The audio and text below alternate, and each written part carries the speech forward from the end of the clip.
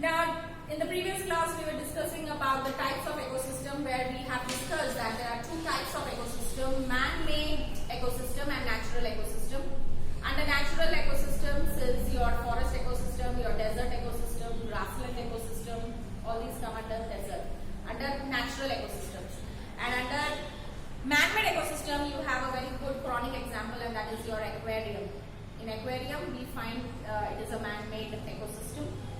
Now,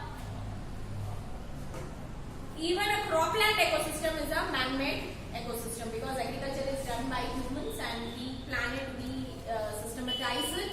So it is completely a man-made ecosystem. Now, what are the functions of an ecosystem? Energy flows from sun to all the trophic levels, and mineral recycling takes place from soil to organism and from organism back to soil. Now, what is this statement mean? We are made up of the components like air, water, soil. How? We get all the nourishment from the soil in the form of plants, that is plant food. We take oxygen from the atmosphere, we take water from our environment, and then we as an organism are made. When we die, then either we are burnt or we are buried. So in both of the cases, what happens is, when we are burnt, the oxygen in our body, the carbon dioxide in our body, the nitrogen which was in our amino acids, in our proteins, we had nitrogen. So all these components, they get released in the atmosphere when we are burnt, or when we are buried, it goes back to the soil.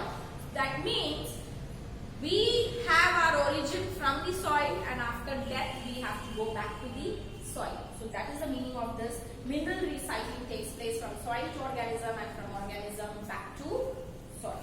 Trophic level.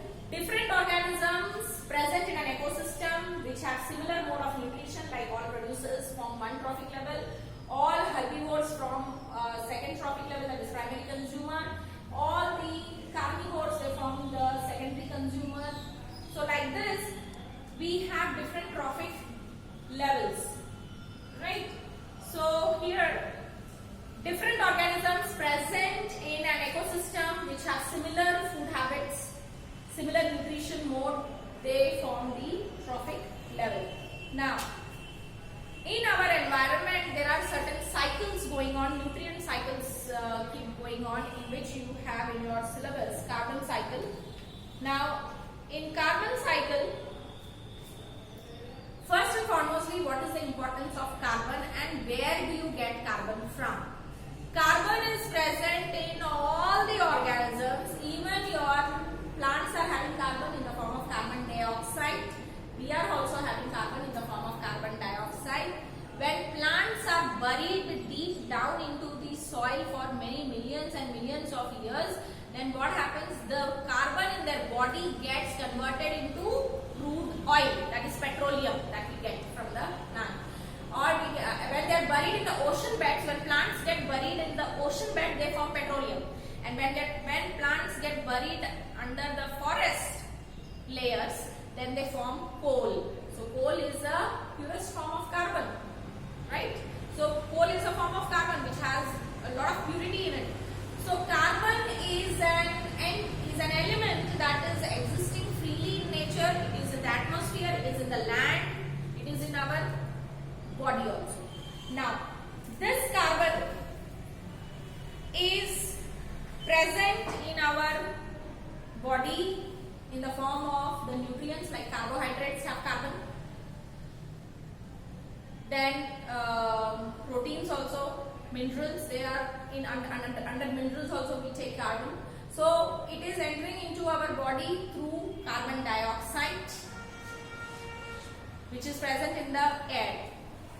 Now, plants, and how are plants and animals interrelated to each other? Why do we say that animals will not survive if there are no plants? The reason is, we take oxygen which is released by the plants during a process called photosynthesis. In photosynthesis, plants take in carbon dioxide and give out oxygen, and we animals, all the kingdom Animalia, they take in oxygen and give out carbon dioxide. So in this way there is a mutual exchange of carbon and oxygen gas, and there is a balance, ecological balance established between plants and animals. So again this carbon dioxide is getting released and getting back into the atmosphere through the death and decay of all the organisms. When all the organisms die, due to the death and decay of organisms, the carbon dioxide gets released from our body, from the plant body, and it gets mixed up into the atmosphere. How is carbon dioxide entering into the atmosphere? There are various means. First, I have discussed, that is by our death and decay. Second is by the combustion. Combustion is burning of fossil fuels, that is coal and petroleum. When we are burning coal and petroleum, like you are from the vehicular emission, carbon dioxide, carbon monoxide is released into the atmosphere. By burning of coal also, by burning of leaves, carbon dioxide, carbon monoxide are released into the atmosphere. By the decomposition of plants and animals also, carbon dioxide is released into the atmosphere. So this is a cyclic process. You are given this PDF of this chart, you have to learn this diagram, and through this diagram it is very clear that how plants and animals are interrelated and what are the processes which lead to the release of carbon dioxide into the atmosphere, and how carbon dioxide is entering into the plant body is through the process called photosynthesis. So this is very clear. So I hope so that every detail of this chapter is discussed, and if there are any doubts you can ask me anytime through a phone call. So with this we come to an end.